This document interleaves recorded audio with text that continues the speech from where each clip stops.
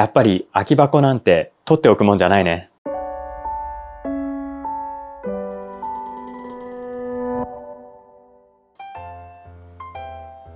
はいどうも、ビバです。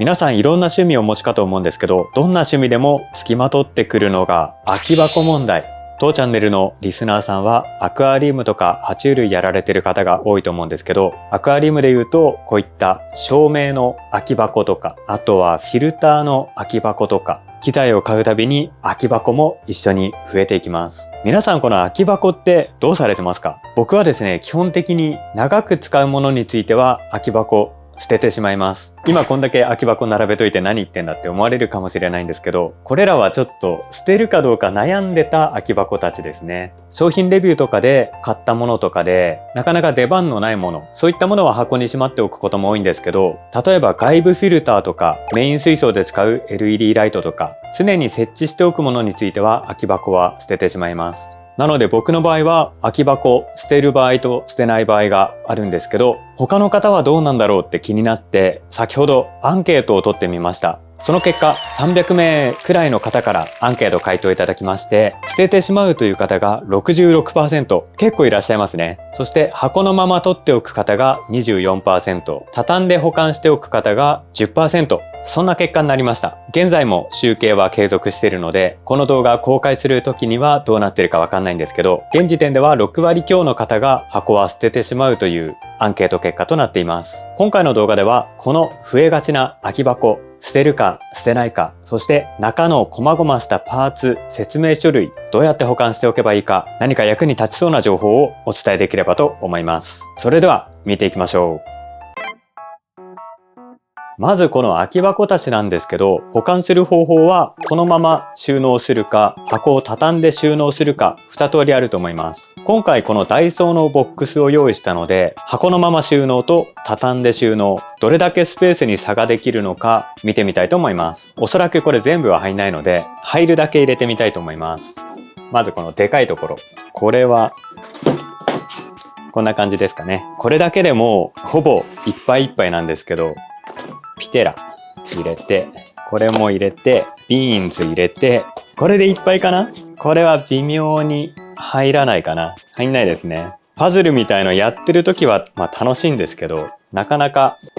うまいこと入らないですね。これで収納完了。この大きな入れ物に空き箱がたったの5個しか入らないんですね。箱のまま収納っていうのはだいぶ場所を取ってしまいます。ただ箱のまま収納するメリットもあって、こういった商品って中に説明書だったり細々したパーツが入ってるんですよね。箱のまま収納するときはそれらのパーツを入れておけるので、例えば説明書を探したいなとか付属のパーツを探したいなっていうときは、該当商品の箱を見つければ中に全部入れておけると、そういったメリットもあります。では次に箱を畳んで収納する場合、箱を畳んで収納するときは、困る。これ困る。これ LED ライトの箱なんですけど、このプラスチックのこれ入ってると困るんですよね。これは畳めないですね。こっちもプラスチックのあれしてるので畳めないですね。これ全然畳めないんじゃないか、ひょっとして。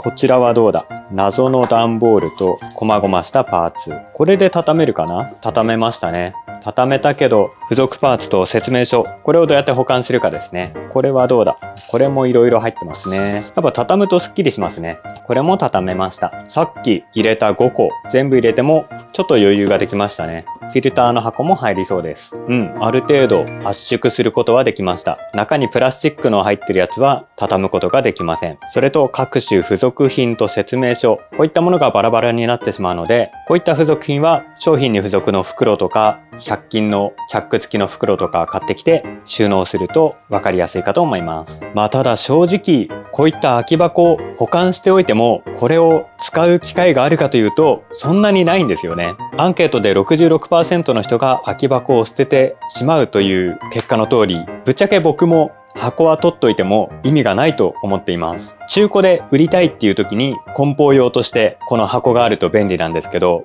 そうそう中古で売るっていう機会もないと思うので、個人的には捨てちゃっていいと思います。特にアクアリウムだったらね、水槽で場所を取るのに空き箱で場所を取ってる余裕なんてないんですよ。これはもう捨ててしまいましょう。結構綺麗な箱とか捨てるの勇気いりますけどね。じゃあ続いて、空き箱は捨てるとして、中に入っている付属品だったり、説明書だったり、こういった細々したものの保管方法をご紹介します。今ここに広がっているのは、先ほどの LED ライト類から出てきた付属品、説明書、梱包の袋。まずこの中でいらないものというと、こういった緩衝材とか袋ですね。もう箱も捨ててしまったので、こういったものも全く不要です。そして残された説明書と小物たち。これらをどうやって保管するかですね。まず説明書の類はこういったファイル、これにファイリングしておくのが場所も取らず整理整頓できて良いかと思います。取扱説明書もネット上で確認できるものがあるんですけど、こういった商品って説明書と保証書が一緒になっているものが多いんですよね。なので説明書は捨てずにファイリングしておくのがおすすめです。そして最後に整頓したいのがこの小物たちですね。こういったものはひとまとめに袋に入れておくと、使いたい時、探したい時にあれどれがどれのパーツだっけみたいなことになるので、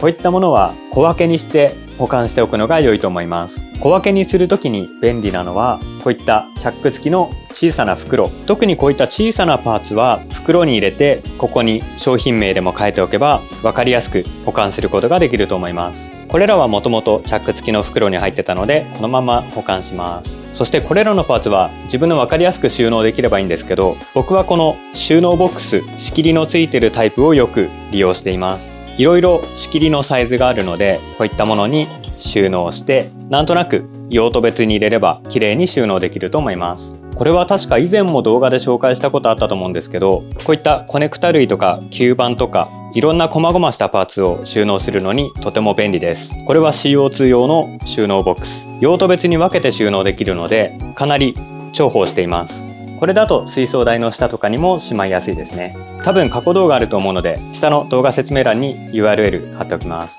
あとはこういったろ過バッグの買い置きとか、もうちょっと使えそうだな的な使用済みのろ過マット。これ捨てろっていう話ですけど、なんか使えそうなのでキープしてます。こういったものは、これまた部屋のどっかから出てきたなんかの収納バッグ。こういったものに入れておけば、ひとまとめになったので収納された感がありますね。気持ちの問題かもしれない。ここまでまとまったら、あとは適当な収納ボックスに丸ごと収納。いいですね。だいぶすっきり片付いたんじゃないでしょうか。やっぱり空き箱は捨てるに限るね。これだけコンパクトに収まっちゃえば整理整頓された感があるんじゃないかなと思います。というわけで今回は何かと増えがちな空き箱問題と小物収容術、この2つについてご紹介をしました。空き箱問題についてはアンケートを取った結果、6割強の方が捨ててしまうという回答でした。やっぱり空き箱なんて取っておくもんじゃないね。いずれ中古で売りたいとか、そういった目的がない方は空き箱は捨ててしまっても良いと思います。押し入れの中にあるその空き箱、一体何年目ですか？そう考えると空き箱は場所ばっかり取って何の役にも立たないので、思い切って断捨離するのもありかと思います。もちろん個人の自由なんですけど、僕は空き箱は捨ててしまいます。それと小物類の収納術についても、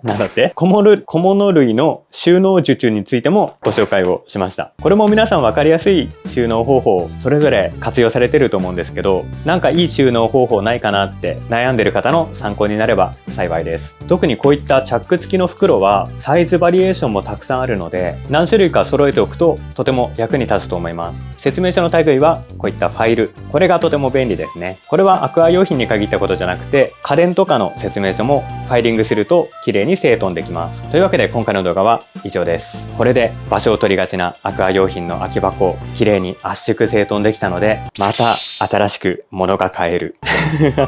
ダメだ。こんな買ってばっかりいたら沼にはまってしまう。皆さんも買いすぎには注意。整理整頓を心がけて楽しんでいきましょう。というわけで今回の動画は以上です。もし参考になったという方いらっしゃいましたら、チャンネル登録、グッドボタンよろしくお願いします。それではまた次の動画でお会いしましょう。ご視聴ありがとうございました。バイバイ。